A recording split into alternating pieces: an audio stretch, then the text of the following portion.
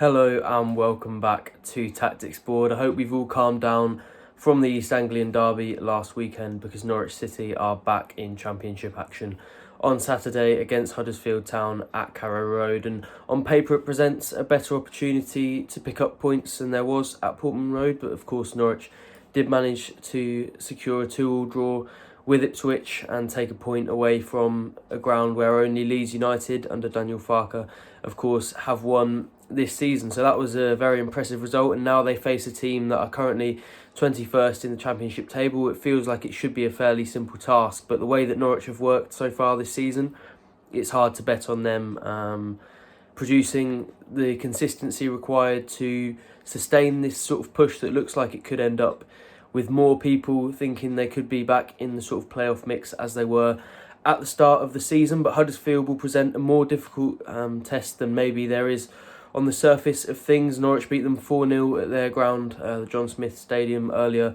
in the season. Has become a little bit infamous for the injury Josh Sargent picked up, and there was hope that he would be back for this game. From the way that David Wagner has spoken going into it and in the last few press conferences, it feels like it might come slightly early, but that win was a very impressive sign of where Norwich were at the time, probably a quite damning sign of where Huddersfield were at the time. And shortly after that, Neil Warnock left the club and Darren Moore was appointed to try and push them up the table. And although it hasn't really happened in terms of league position, they've definitely picked up more points than they were. They've looked like a bit of a better side.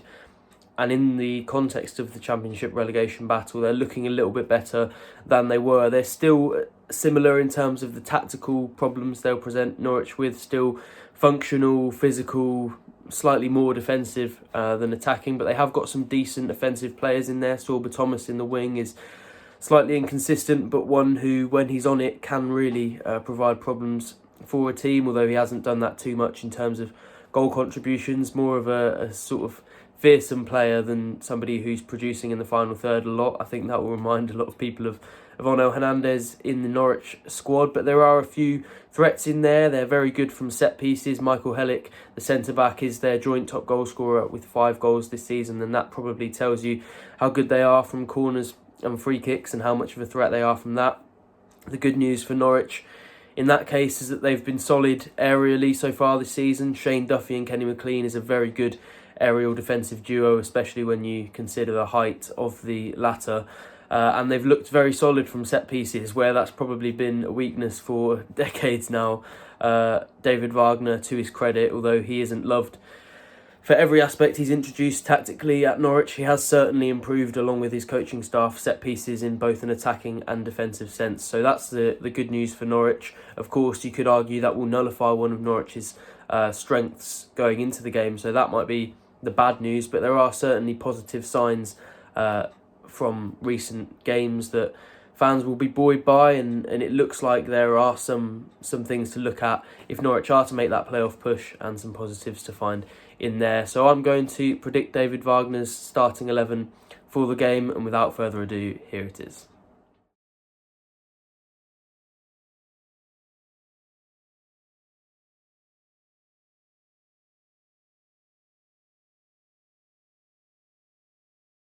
So I've gone for Angus Gunn in goal, Jack Stacey at right back, Shane Duffy and Kenny McLean at centre back, Dimitris Giannoulis at left back, Gabriel Sara and Marcelino Nunez in the centre of midfield, with Jonathan Rowe on the right, Ashley Barnes behind Adam Eder up front, and Borja Sainz on the left. I've gone Angus Gunn in goal, and I think it was his best performance in a little while against Ipswich. I called on him beforehand in this very series to be a little bit more commanding of his area, and although there weren't too many signs of that, because I actually thought Duffy and Kenny McLean did that really well. Shot stopping wise, he was excellent. There was a really good one from Nathan Broadhead late on that looked like it could have been a late winner for the home side, and he managed to not only just palm it away from goal, but not into a position where there were plenty of Ipswich attackers lurking, and he managed to snuff out that danger. So a much improved performance. He was very calm under a lot of pressure on the ball, and as somebody who understands the size of this derby, that's not an easy thing to do. His own father, of course, made an error that led to a significant goal in a derby a few decades ago, and he will be aware of how important that was. But he managed to keep his cool in possession, and when he was faced with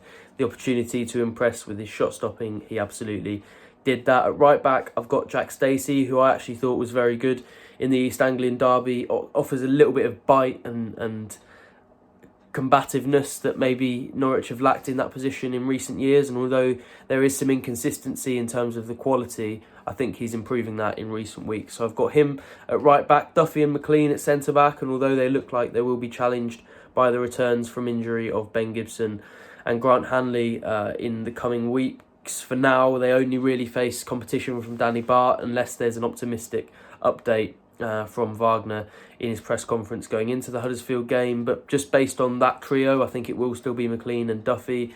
Of course, Ipswich do have a very significant physical threat in Hurst up front, and I thought the fact that Wagner still backed McLean, in that scenario shows that he clearly feels he's still impressing at centre-back and sees that as at least a mid-term solution.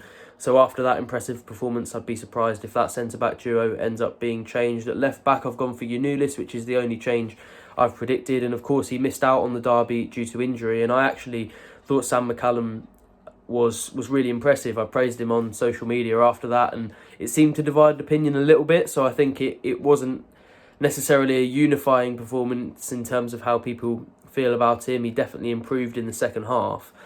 But the reason I've not got him in this team is that I just don't think Wagner really trusts him as much as he does Giannoulis. There have been different times in the season when it felt like McCallum might be able to come in. And Giannoulis maybe was struggling for form. And in those scenarios, he's either kept it how it was or chosen Przemysław Płacheta to play at left back. In some senses, it was actually a surprise that McCallum, even after Giannoulis' injury, was involved in the East Anglian derby. And although I thought he played very well and it was a consideration of mine that he might be in this team, I'm just trying to get into David Wagner's head, and he doesn't really seem a player that he fancies too much at the moment. He's missed out on a few matchday squads, and I think that with Giannoulis back available, although it will be a close call for Wagner, I'd expect him to bring the Greek back into the team. And in the centre of midfield, I've gone for Marcelino Núñez and Gabriel Sara. There were a lot of questions over their ability to deal with a very impressive Ipswich midfield, and although neither of them are really especially defensive players, they managed to halt that quick passing quite well and managed to help their defenders out. So they seem to be slowly snuffing out this perception that they can't really play in that position, and on the ball they're definitely very solid, both of them capable of passing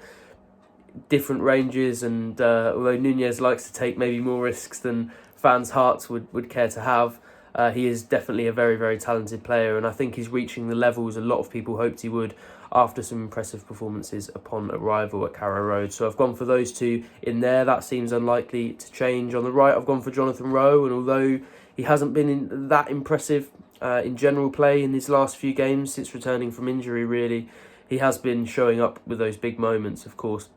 A double in the derby, which won't be forgotten very soon by Norwich fans, a goal in that 3-1 win over Sheffield Wednesday last week, and he's certainly earned his place in the team. I think Wagner will be having words with him and trying to discuss how he can improve in general play and have more of an impact, not just in the box, but I think if he can produce those 2 goals once more, even if he doesn't contribute elsewhere, Wagner will be happy, and he's definitely got the talent and the ability to attack that maybe others don't have in there. So I've gone for him in there. Ashley Barnes, unsurprisingly, was throwing about a few significant tackles and I'm sure some fairly firm words to his counterparts in that derby. I don't know how he managed to escape a yellow card, but he did somehow, and I think his hold-up play needs to improve, to be honest. He seems to need more time on the ball than he has most of the time, but Wagner definitely likes him. He likes the experience that he brings, the know-how, and you can see when he's on the pitch that he is sort of organising his teammates and having words with them and bringing them along with him. So although I think he needs to improve his technical ability, Wagner definitely likes those off-pitch or intangible characteristics, and I expect to see him in the team, as I do with Borja Sainz, who, although I thought struggled for service in the East Anglian derby, when he got on the ball he really made a mark, and I think those Ipswich fans would have certainly been fearing when he drove forward. You felt a little murmur of discontent when he had the opportunity to drive forward and produce those counters for Norwich. And against a Huddersfield team that will probably invite that pressure more than Ipswich did, I think he could cause some damage as he did against Sheffield Wednesday. And this could be his sort of game on Carrow Road turf. Up front, Adam Eder, who I think has had a mixed sort of time up front. He's about to obviously get that very significant competition, not only from Sargent but also from Hwang Hyo-jo, who is expected to return from injury imminently.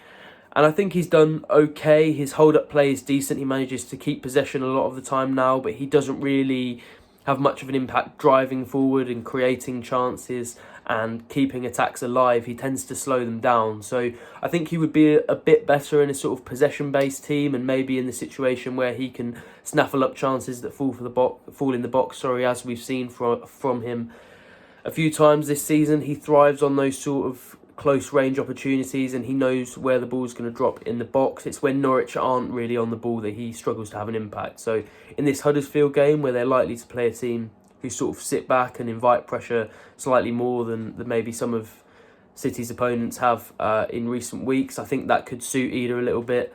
And just based on the lack of alternatives, really, it's hard to see him doing anything other than starting this game. Definitely an opportunity for Norwich to capitalise on their recent run of momentum. However, you have to have concerns given the inconsistency they've shown this season. So hopefully they can send their supporters into Christmas happy with an impressive victory at Carrow Road. We'll have every kick covered, of course, at pinkun.com and on the Pinkun Plus app. So go to pinkun.com/subscribe to find out more about how you can save money on our premium product. Not long left on our £3 3 months offer. So make sure you go over there, give it a look, and thank you for joining me on Tactics Board. I'll see you here again soon.